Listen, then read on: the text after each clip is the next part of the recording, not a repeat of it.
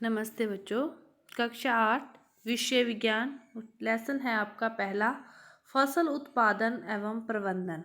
फसल का उत्पादन कैसे होता है और उसका प्रबंधन कैसे होता है, ये आपका पहला लेसन है। फसल का उत्पादन हमारे लिए क्यों आवश्यक है? क्यों आवश्यक है? हमें भोजन के लिए, हमें कपड़े के लिए, हर चीज़ के लिए हमें फसल का उत्पादन और प्रबंधन आवश्यक है। इसी के बारे में अपने इस चैप्टर के अंतर्गत पढ़ेंगे। तो देखो कि हम सभी को जीवित रहने के लिए पानी की, भोजन की आवश्यकता होती है। तो हमें भोजन कहाँ से मिलता है? फसलों से, खेतों से मिलता है। तो इसीलिए कृषि से हमें बड़े स्तर पर फसल उत्पादन करना आवश्यक है कि अपने जनसंख्या देश की दिनों दिन बढ़ रही है, तो उसी के अनुसार फसल का उत्पादन भी फिर क्या है, बढ़ रहा है। कि यदि फसल का उत्पादन बंद हो जाएगा तो अपने को कहाँ से गेहूँ, चावल, जौ, मक्का, बाजरा कुछ मिलेगा? तो जब नहीं मिलेगा तो अपने फिर भोजन कहाँ से ग्रहण करेंगे? तो हम सभी को भोजन की आवश्यकता तो होती ही है। तो इसीलिए फसल प्रबंधन आवश्यक है। आमतौर पर फसलों को कितने भागों में बांटा गया है? 2 भागों में बांटा गया है। लगभग 3 भागों में कहते हैं, लेकिन मोटे तौर पर 2 भागों में बांटा गया है। उसमें देखो, एक तो है खरीफ की फसल और दूसरी है रबी की फसल।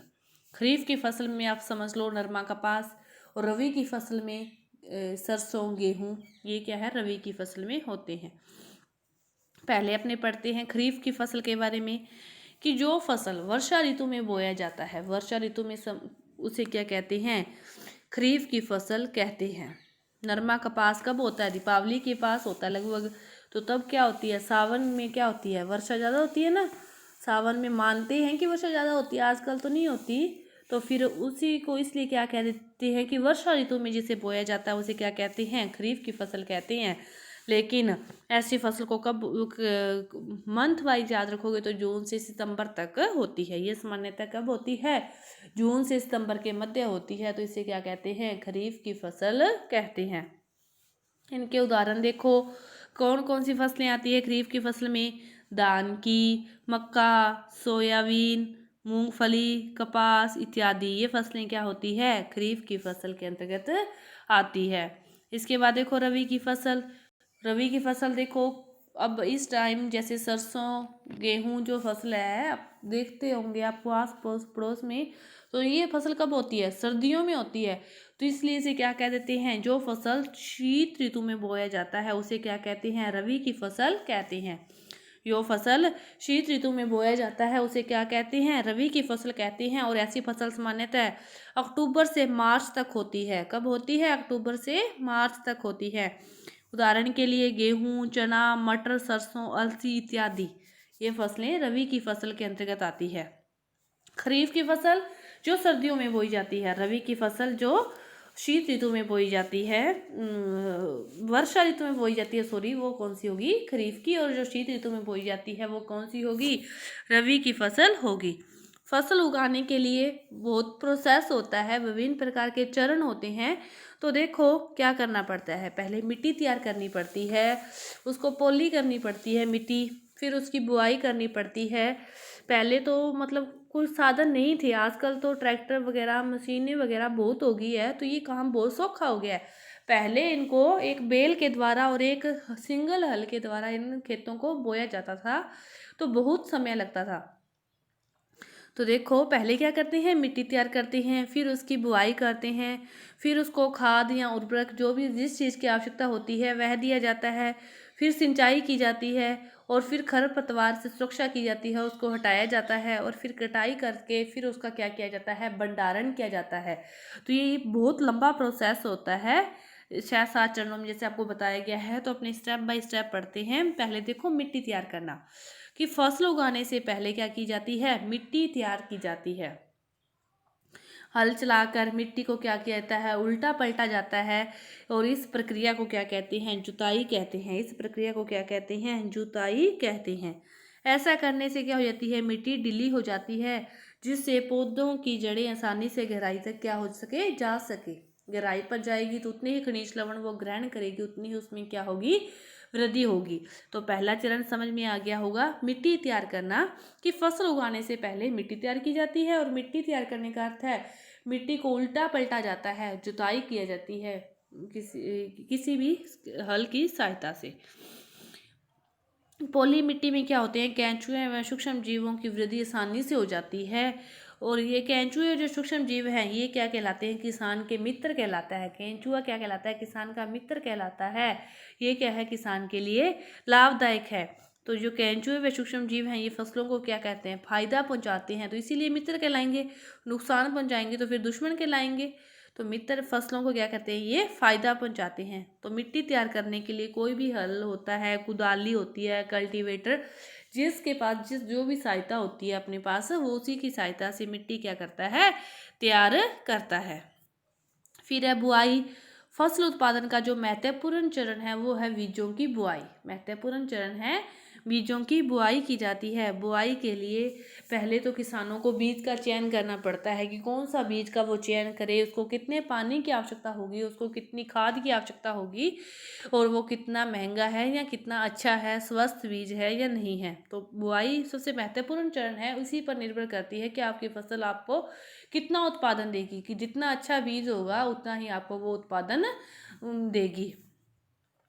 बुआई करने के लिए पहले तो क्या कर लिया जाता है, जो भी बीज किसान लेता है उसको क्या करता है, पानी में छोड़ देता है। पानी में भिगोने के बाद जो अच्छे बीज, भारी बीज होते हैं वो तो नीचे बैठ जाते हैं, और जो खराब होते हैं, हल्के होते हैं, वो क्या हो जाते हैं, पानी के ऊपर तैरने लग जाते हैं, और फिर इनको अलग कर लिया जाता है। तैरेंगे तो वही जो हल्के होंगे, वो खोखले होंगे, वो क्या हो जाएंगे, तैरने लग जाते हैं, और जो भारी होंगे वो क्या हो जाते हैं, तली में बैठ जाते हैं। बुझाई के लिए जो पहले तो जो किया जाता था वही मैं कह रही हूँ कि बैल की सहायता से जो जुताई भी की जाती थी और बुआई भी की जाती थी। दोनों ही किससे की जाती थी, बैल की सहायता से की जाती थी। लेकिन आजकल तो ट्रैक्टर की सहायता से, और एक मशीन का नाम जो मशीन उसको यूज़ करते हैं उसे क्या कहते हैं, सीड ड्रिल, तो उसकी सहायता से बुआई कर दी जाती है। कोई ज़्यादा टाइम नहीं लगता। पहले बहुत ज़्यादा टाइम लगता था, क्योंकि पहले हाथों से बुआई की जाती थी। सारा दिन जितनी आपको बुआई करनी है उतने ही राउंड लगाने पड़ते थे बैल की सहायता से। तो आजकल तो ट्रैक्टर की सहायता से है, और किससे, सीड ड्रिल नामक एक मशीन है, उससे बुआई कर ली जाती है। बीज बोते समय भी बहुत सी सावधानियां रखनी पड़ती है, जो आपके फसल के उत्पादन पर निर्भर करती है। बीज बोते समय बहुत सी सावधानियां रखनी पड़ती है, तो ही आपको अच्छी फसल मिलेगी। यदि ये सावधानियां नहीं रखते तो नहीं मिलती। बीजों के बीच दूरी उचित हो, कि यदि बीज ज़्यादा पास में है तो भी उसका उत्पादन उतना नहीं होगा, झाड़ उतना नहीं होगा, और यदि ज़्यादा दूरी पर है तो भी आपको उतना उचित झाड़ नहीं मिलेगा। बीज ना तो ज़्यादा बीज दूर हो, ना ही ज़्यादा बीज पास में हो, तो ही आपको फसल का उत्पादन अच्छा मिलेगा। बीजों को उचित गहराई पर बोना चाहिए, कि ना तो ज़्यादा ऊपर हो और ना ही ज़्यादा नीचे हो। मतलब बीज बोते समय भी बहुत सी सावधानियां रखनी पड़ती है। तो ये तो कह रहे हैं कि जो ये बुआई का चरण है ये बहुत ही महत्वपूर्ण चरण है, इसी पर फसल का उत्पादन निर्भर करता है। इसके बाद देखो खाद। खाद क्या है, एक कार्बनिक पदार्थ है। खाद पौधों व जंतुओं का अपशिष्ट को कहते हैं खाद। खाद और उर्वरक में से जो खाद है ये क्या है, लाभदायक होती है। तो इनको उर्वरकों को, जो अपशिष्ट पदार्थों को क्या कर देते हैं, गड्ढे में डाल देते हैं, और सूक्ष्म जीव इनका अपघटन करके क्या बना देते हैं, खाद बना देते हैं। और केंचुए जो द्वारा तैयार की जाती है खाद, उसे उसका नाम क्या रखा गया है, बर्मी कंपोस्ट। उसका नाम क्या रखा गया है, बर्मी कंपोस्ट। जो उर्वरक है ये क्या है, रासायनिक पदार्थ है। खाद क्या थी, कार्बनिक पदार्थ थी। उर्वरक एक रासायनिक पदार्थ है। इसका उत्पादन क्या होता है, फैक्ट्रियों में होता है। उर्वरक में आप देखो urea, sulphur, super phosphate, potash, ये सारे क्या हैं, एक उर्वरक के अंतर्गत आते हैं। उर्वरकों का अत्यधिक उपयोग से मिट्टी की उर्वरता क्षमता में क्या आ जाती है, कमी आ जाती है। उपजाऊपन में क्या आ जाती है, कमी आ जाती है। ये उतना लाभदायक नहीं होता। यह जल व मिट्टी दोनों को ही क्या कर देता है, प्रदूषित करती है। जो उर्वरक हैं ये क्या करते हैं, जल को भी और मिट्टी को भी क्या कर देते हैं, प्रदूषित कर देते हैं। खाद व उर्वरक में आप अंतर देखो कि खाद क्या है, एक प्राकृतिक पदार्थ है, कि गोबर है और पौधों का अवशेष है, इनके विघटन से भी क्या बनती है, खाद बनती है। ये क्या है, एक प्रकार का प्राकृतिक पदार्थ है। लेकिन उर्वरक है ये एक मानव निर्मित रसायन है, मानव ने इसको निर्मित किया है रसायन को, तो ये क्या हो गया, मानव निर्मित रसायन। खाद क्या है, किसान अपने आप बनाता है, इस पे कोई ज़्यादा उसका कुछ भी चार्ज नहीं लगता, ये किसान अपने आप खेतों में बनाते हैं। लेकिन उर्वरक का उत्पादन कहाँ होता है, फैक्ट्रियों में होता है, और उसको खरीदने के लिए भी किसान को काफ़ी मोटी रकम अदा करनी पड़ती है। खाद से क्या होती है, मिट्टी में प्रचुर मात्रा में ह्यूमस प्राप्त हो जाती है खाद से, तो सॉरी, लेकिन उर्वरक से प्राप्त मात्रा में ह्यूमस प्राप्त नहीं होती। खाद में क्या होते हैं, तुलनात्मक रूप से कम पोषक तत्व होते हैं, लेकिन इसमें क्या होते हैं, उर्वरक में नाइट्रोजन, फास्फोरस, पोटेशियम, ये क्या होते हैं, प्रचुर मात्रा में होते हैं। खाद से क्या लाभ है अपने को, कि मिट्टी की जल धारण क्षमता में वृद्धि हो जाती है। जल धारण क्षमता का अर्थ क्या हुआ, जल धारण, कि उसको एक बार पानी लगा दिया फसल को, वह उस पानी को काफ़ी टाइम तक अपने अंदर रख सकती है, जल धारण करके रख सकती है, तो उसको दोबारा पानी की जल्दी से आवश्यकता नहीं होगी। तो खाद का ये क्या है, एक लाभ है। मिट्टी क्या हो जाती है, भुरभुरी और सरंदर हो जाती है। मिट्टी में लाभदायक जीवाणु की संख्या में क्या हो जाती है, वृद्धि हो जाती है। किससे, खाद से। उर्वरक से तो उनकी क्या हो जाती है, मृत्यु हो जाती है, क्योंकि उर्वरक के अंदर क्या पाए जाते हैं, रसायन पाए जाते हैं। और मिट्टी की संरचना में क्या हो जाता है, सुधार हो जाता है खाद से। सिंचाई, निश्चित अंतराल पर खेत में जल देना क्या कहलाता है, सिंचाई कहलाता है। सिंचाई के लिए बहुत से स्रोत हैं, कुआं, तालाब, नदियां, बांध, नहर। और जो सिंचाई के पारंपरिक तरीके थे वो क्या थे, गिरनी, चैन पंप, डेकली, रहट, उत्तोलक तंत्र आदि। आजकल तो बहुत सारी सुविधाएं चल पड़ी हैं। तो इसके देखो सिंचाई की विधियां हैं, दो प्रकार की बताई है, एक छिड़काव तंत्र है और एक ड्रिप तंत्र है। सिंचाई की जो आधुनिक विधियां हैं वो कितनी हैं, दो हैं। एक छिड़काव तंत्र है और दूसरा क्या है, ड्रिप तंत्र है। छिड़काव तंत्र के बारे में देखो कि इस विधि में क्या होता है, ऊर्ध्व पाइपों के ऊपरी सिरों पर क्या लगा देते हैं, नोजल लगा देते हैं। कि देखो कि एक जगह से ऐसे करके पाइप लगा दी, और इनकी जगह जगह पर यहाँ पे ऊपरी सिरों पर क्या लगा दिए, नोजल, और ऐसे करके फुहारे लगा दिए। तो ये इसमें ऐसे वो पानी आता है जैसे वर्षा होती है ना, वैसे इसके इनके अंतर्गत से पानी आता है। तो ये है आपका छिड़काव तंत्र। छिड़काव तंत्र के बारे में समझ गए होंगे कि इस विधि में ऊर्ध्व पाइपों के ऊपरी सिरों पर नोजलें लगी होती है, और इसमें पानी का जो छिड़काव है वो इस प्रकार होता है, कैसे होता है, जैसे वर्षा हो रही हो। ड्रिप तंत्र, इस विधि में क्या होता है, जो जल है वो पाइपों के जरिए बूंद बूंद करके सीधे क्या होता है, पौधों की जड़ों में। ड्रिप तंत्र है, ये तो ऊपर से वर्षा की तरह आता था, वो तो कौन सा था, छिड़काव तंत्र। नाम से स्पष्ट हो रहा है, छिड़काव तंत्र ऊपर से पानी वर्षा के रूप में आ रहा है। ड्रिप तंत्र, ड्रिप ड्रिप, बूंद बूंद पानी कहाँ जा रहा है, जड़ों में। कि जो पौधे लगे हैं इसकी जड़ ये है ना, तो यहाँ से पानी बूंद बूंद करके इसकी जड़ों में ऐसे पाइप बिछाकर सारे, मतलब जहाँ जहाँ पौधे लगे हैं तो उसी के अनुसार किया जाता है। तो वो कौन सा तंत्र है, ड्रिप तंत्र। ड्रिप तंत्र में पानी कैसे आता है, पौधों की जड़ों में, और कैसे आता है, बूंद बूंद पानी पौधों की जड़ों में आता है। इस विधि में जो जल है वो बिल्कुल भी व्यर्थ नहीं होता। व्यर्थ फिर कहाँ होगा, जब उसकी पाइपलाइन ही ऐसी बिछाई जाती है कि पानी कहाँ पहुँचे, सीधा पौधों की जड़ों में, तो फिर पानी व्यर्थ होने की संभावना ही नहीं रहती। अतः जल की कमी वाले क्षेत्रों के लिए यह क्या है, एक वरदान है। कई क्षेत्रों में जल नहीं होता ज़्यादा मात्रा में, तो उसके लिए ये क्या है, एक प्रकार का वरदान है। समझ गए होंगे, छिड़काव तंत्र पानी वर्षा के रूप में, और ड्रिप तंत्र पानी बूंद बूंद करके पानी जड़ों में। खरपतवार से सुरक्षा है, फसल के साथ उगने वाले अवांछित पौधों को, जो अन्य पौधे उग जाते हैं जिनकी अपने को आवश्यकता नहीं होती, जो उस फसल के उत्पादन में क्या होते हैं, एक प्रकार की रुकावट होते हैं, तो उन्हें क्या कहते हैं, खरपतवार कहते हैं। इन खरपतवार हटाने की क्रिया को, उनको हटाने की क्रिया को क्या कहते हैं, निराई कहते हैं। उस प्रक्रिया को क्या कहते हैं, निराई कहते हैं। और निराई का जो कार्य है वो खुरपी या हैरों की सहायता से किया जाता है। खरपतवार समझ गए कि जो अवांछित पौधे हैं जिन्हें अपने नहीं उगाया और जो अपने नहीं चाहते कि इनका उत्पादन हो, तो वो क्या कहलाते हैं, खरपतवार कहलाते हैं। और खरपतवार हटाने की क्रिया को क्या कहते हैं, निराई कहते हैं। निराई का कार्य कौन करता है, खुरपी या हैरों की सहायता से किया जाता है। खरपतवार से सुरक्षा कैसे करते हैं कि खरपतवार को मतलब खुरपी से, हेरों से भी उठाया जाता है, लेकिन कई बार इतनी ज़्यादा मात्रा में होते हैं कि उनको अपने हाथों की सहायता से नहीं उठाया जा सकता, तो उनके ऊपर क्या कर लेते हैं, रसायन का छिड़काव कर देते हैं। तो खरपतवारों को नियंत्रित करने के लिए रसायन का प्रयोग भी किया जा सकता है। इसे क्या कहते हैं, खरपतवार नाशी कहते हैं। उसे क्या कहते हैं, खरपतवार नाशी कहते हैं। उदाहरण के लिए 2,4-D, ये एक खरपतवार का नाम है। 2,4-D बहुत ही जहरीला होता है। खेतों में इसका छिड़काव करने पर खरपतवार के जो पौधे हैं वो मर जाते हैं, परंतु फसल को कोई नुकसान नहीं होता। इस प्रकार के रसायन बन गए हैं कि उसका छिड़काव करोगे तो सभी जगह ही होगा, फसल पर भी होगा और पौधों पर भी होगा, लेकिन इसका छिड़काव करने से अकेले वो खरपतवार ही मरेंगे, फसल को इससे कोई भी नुकसान नहीं होता। तो इसको क्या कहते हैं, खरपतवार नाशी कहते हैं। और एक खरपतवार नाशी का उदाहरण क्या है, 2,4-D। 2,4-D। इसके बाद आती है कटाई। इसके बाद क्या आती है, कटाई।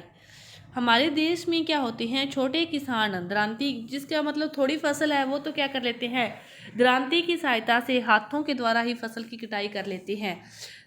लेकिन जिनके पास ज़्यादा है मशीन, ज़्यादा बड़ा पैमाना है, ज़्यादा खेत है, ज़्यादा फसल है, तो वो क्या करते हैं, हार्वेस्टर एक मशीन है, इसके द्वारा क्या करते हैं, फसलों की कटाई करते हैं। तो काटी की फसल से बीजों को अलग करने के लिए किसका उपयोग किया जाता है, थ्रेसर का उपयोग किया जाता है। तो देखो, कटाई करने के लिए सभी अलग अलग करते हैं। कटाई कैसे होती है, जो छोटे किसान हैं वो कैसे करते हैं, दरांती की सहायता से करते हैं। जो बड़े किसान हैं वो किससे करते हैं, हार्वेस्टर से करते हैं। और कटाई के बाद फसल इकट्ठी की जाती है, जहाँ बीजों को भूसे से अलग किया जाता है, जिसे थ्रेसिंग कहते हैं। और किसकी सहायता से की जाती है, ये थ्रेसर की सहायता से की जाती है।